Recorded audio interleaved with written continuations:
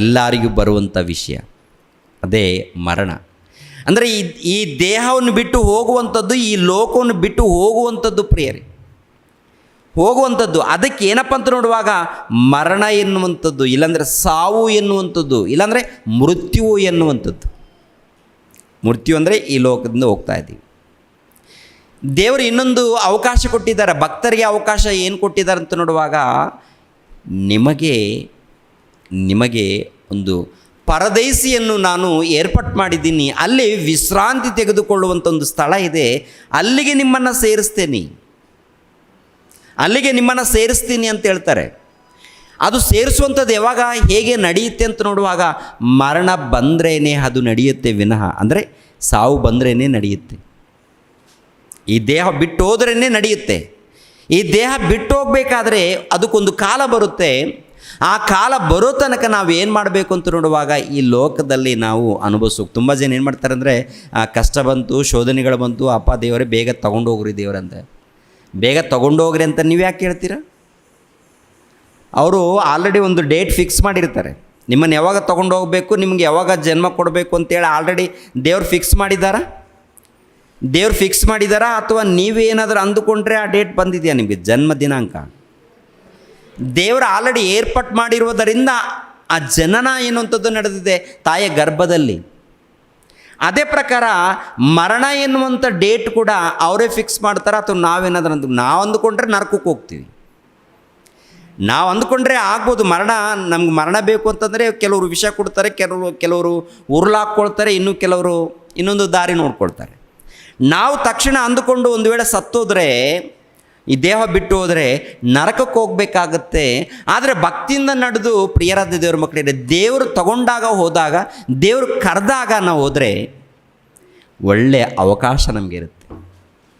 ಒಳ್ಳೆಯ ಅವಕಾಶ ಅಂದರೆ ಇಲ್ಲಿಂದ ಹೋಗುವಂಥದ್ದು, ಈ ದೇಹ ಬಿಟ್ಟು ಹೋಗುವಂಥದ್ದು. ಅಮ್ಮ, ಈ ದೇಹ, ಈ ಶರೀರ ಇದೆಯಲ್ಲ, ಈ ಶರೀರ ಬಿಟ್ಟು ಹೋಗುವಂಥ ಒಂದು ಸಮಯ ಇದೆ. ಆ ಸಮಯಕ್ಕೆ ಮರಣ ಅಂತ ಹೇಳಿದ್ದಾರೆ. ಮರಣ ಅಂದರೆ ಅರ್ಥ ಆಯ್ತಾ? ಮರಣ ಎನ್ನುವಂಥ ಪದಕ್ಕೆ ಅರ್ಥ ಆಯ್ತಾರೆ, ಸಾವು ಎನ್ನುವಂಥ ಪದಕ್ಕೆ ಅರ್ಥ ಆಯ್ತಾ, ಮೃತ್ಯು ಎನ್ನುವಂಥ ಪದಕ್ಕೆ ಅರ್ಥ ಆಯ್ತಾ? ಈ ಲೋಕವನ್ನು ಬಿಟ್ಟು ಹೋಗುವಂಥದ್ದು. ಇನ್ನೂ ಬೈಬಲಲ್ಲಿ ಸಾವಿಗೆ ಮರಣಕ್ಕೆ ಇನ್ನೊಂದು ರೀತಿಯಲ್ಲಿ ಹೋಲಿಸಿದ್ದಾನೆ, ಅದಲ್ಲ ಏನ್ರಿ. ಸಾವು ಎನ್ನುವಂಥದ್ದು ಇನ್ನೊಂದೇನಪ್ಪ ಅಂತಂದರೆ, ಸೈತಾನನು ತನ್ನ ಹತೋಟಿಗೆ ಸೇರಿಸಿಕೊಂಡಾಗ ಭಕ್ತರನ್ನು, ಅದು ಕೂಡ ಒಂದು ರೀತಿಯಲ್ಲಿ ಸಾವು ಅಂತೇನಿ ಹೇಳಿ ಬರೀತಾರೆ. ಆ ಸಾವು ಬಗ್ಗೆ ನಾನು ಮಾತನಾಡ್ತಾ ಇಲ್ಲ. ಇವು ಮಾತನಾಡುವಂಥದ್ದು ಏನಪ್ಪ ಅಂದರೆ, ಈ ದೇಹ ಬಿಟ್ಟು ಹೋಗುವಂಥದ್ದು. ಅದಕ್ಕೆ ಕೀರ್ತನೆ ಗ್ರಂಥದಲ್ಲಿ ಕೂಡ ಒಂದು ಮಾತು ಬರೆಯಲ್ಪಟ್ಟಿದೆ. ಆ ಮಾತನ್ನು ಕೂಡ ನೋಡಿ ಪ್ರಿಯರೇ. ಕೀರ್ತನೆ ಗ್ರಂಥ 90ನೇ ಅಧ್ಯಾಯ 3ನೇ ವಚನವನ್ನು ನೋಡಿ. 90ನೇ ಅಧ್ಯಾಯ 3ನೇ ವಚನ. ಮನುಷ್ಯರೇ ಸಾಯಿರಿ ಎಂದು ಆಜ್ಞಾಪಿಸಿ ಅವರನ್ನು ಪುನಃ ಮಣ್ಣಿಗೆ ಸೇರಿಸುತ್ತೀ. ಸಾಕು.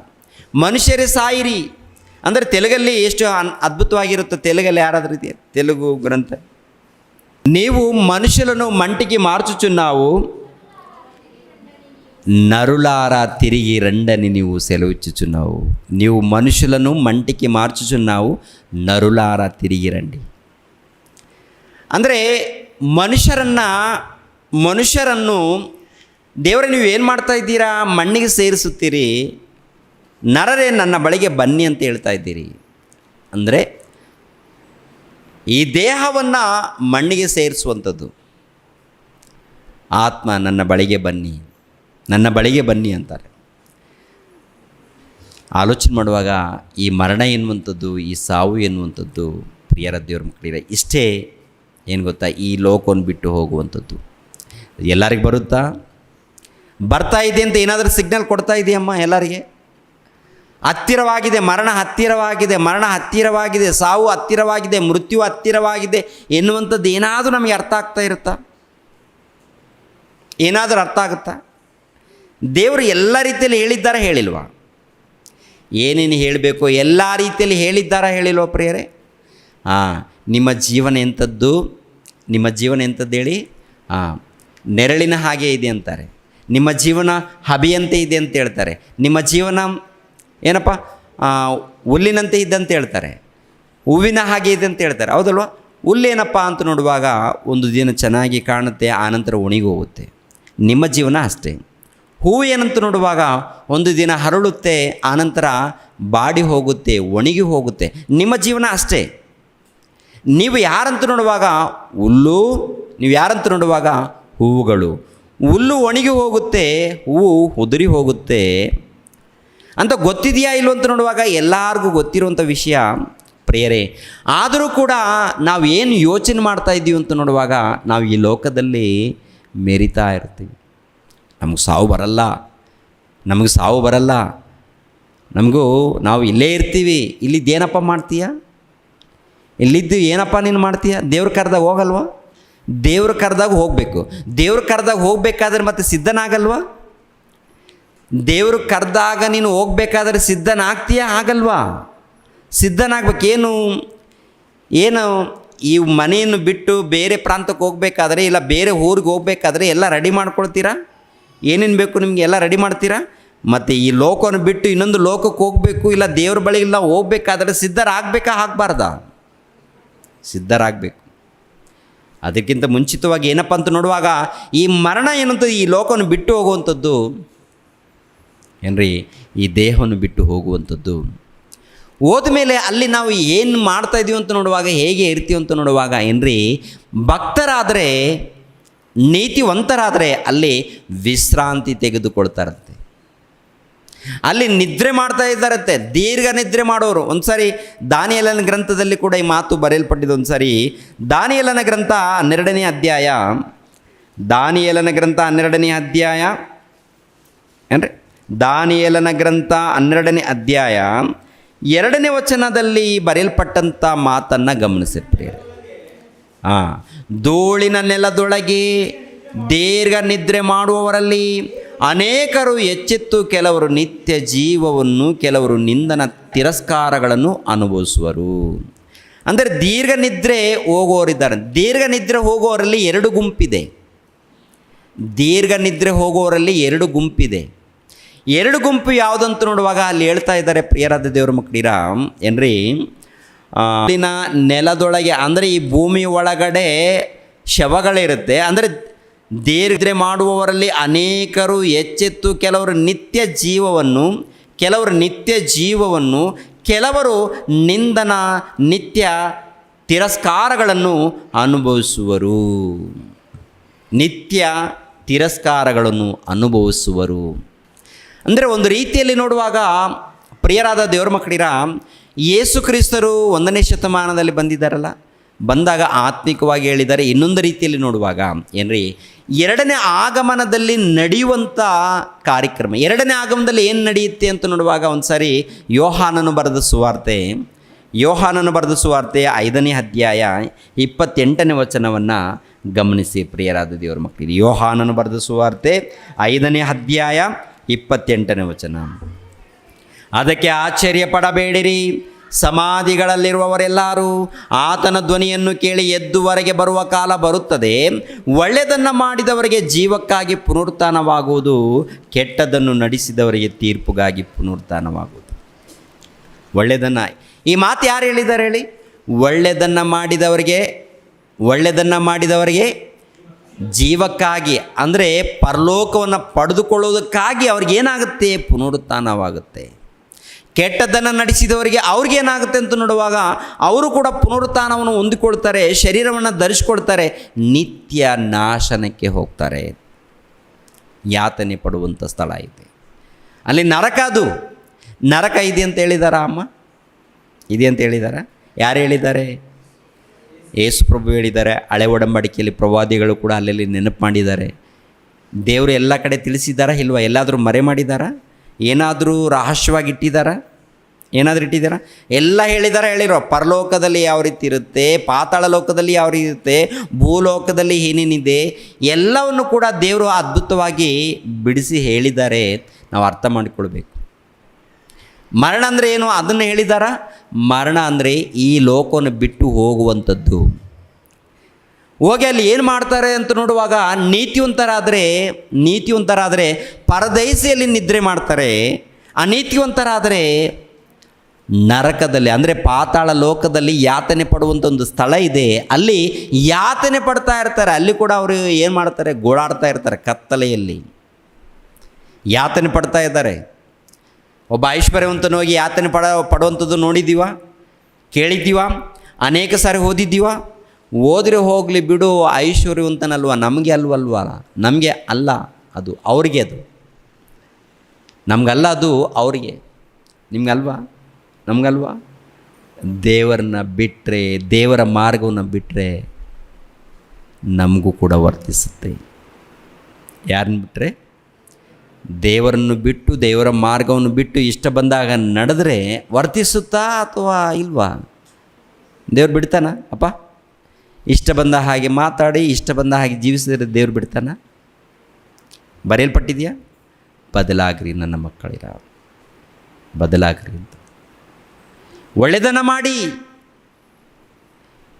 ಒಳ್ಳೆಯದನ್ನು ಮಾಡಿ. ಎಲ್ಲ ಬರೆಸಿದಾರಾ? ಏನೇನು ಮಾಡಬೇಕು ಏನಂತದ್ದು ಎಲ್ಲ ಹೇಳಿದಾರಾ? ಒಳ್ಳೆಯದನ್ನು ಹೀಗೆ ಇರಬೇಕು, ಒಳ್ಳೆಯರಾಗಿರಬೇಕು, ಹೀಗೆ ಜೀವಿಸಬೇಕು, ಹೀಗೆ ಬದುಕಬೇಕು ಅಂತೇಳಿ ವಾಕ್ಯಗಳು ಇದೆಯಾ? ಓದ್ತಾ ಇದ್ದೀವಾ?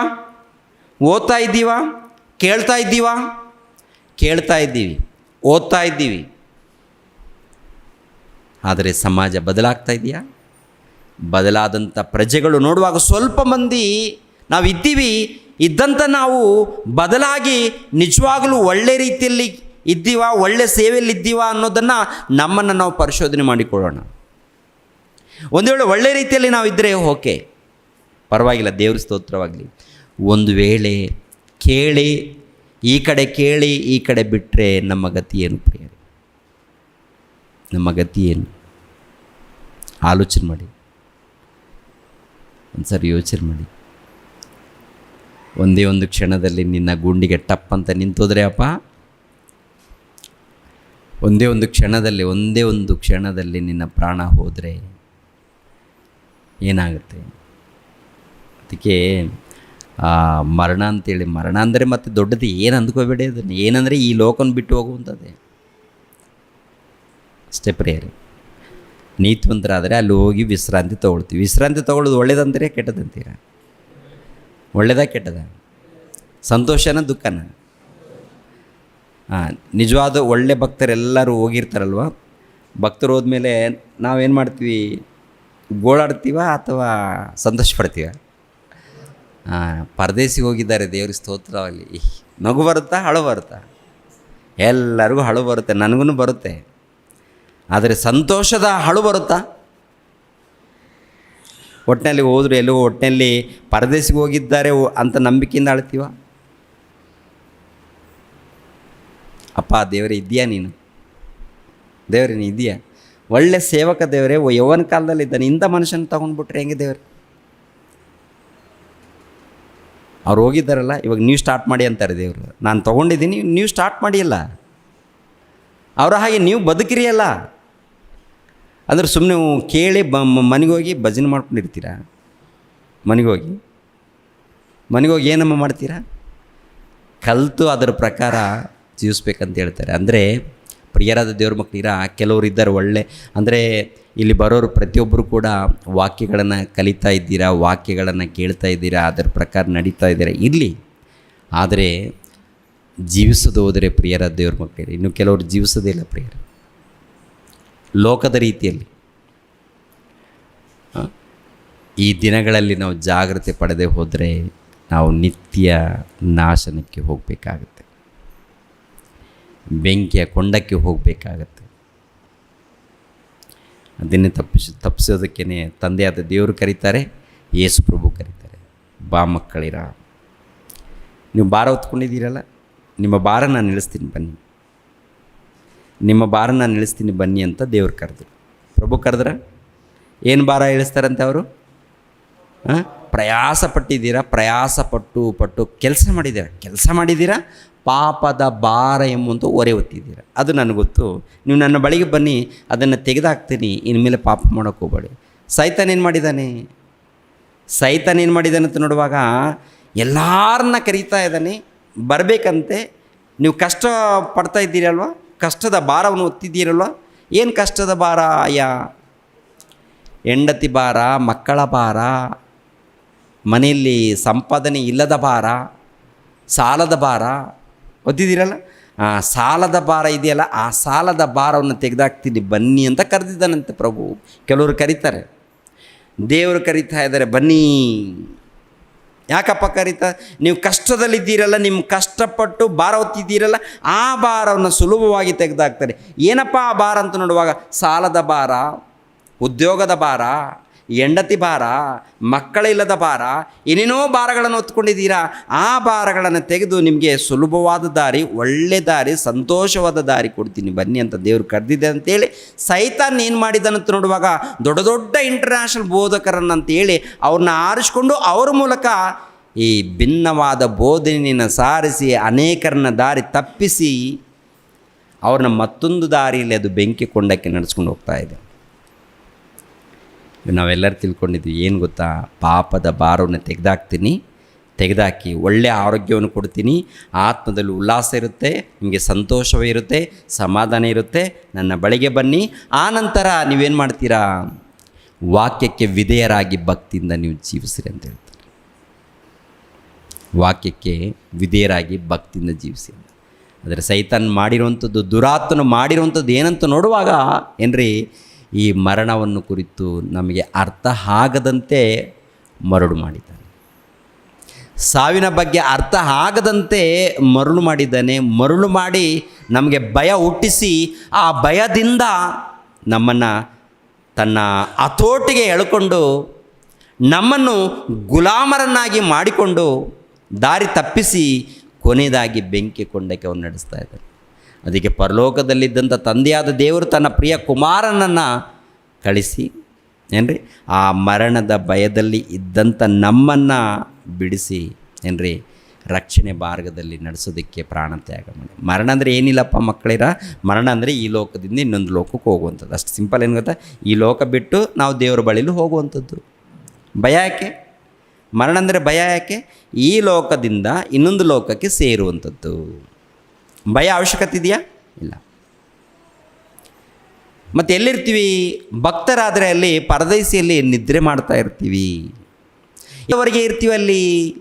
ಯೇಸು ಕ್ರಿಸ್ತರು ಎರಡನೇ ಆಗಮನದವರೆಗೆ ಅಲ್ಲಿ ಇರ್ತೀವಿ.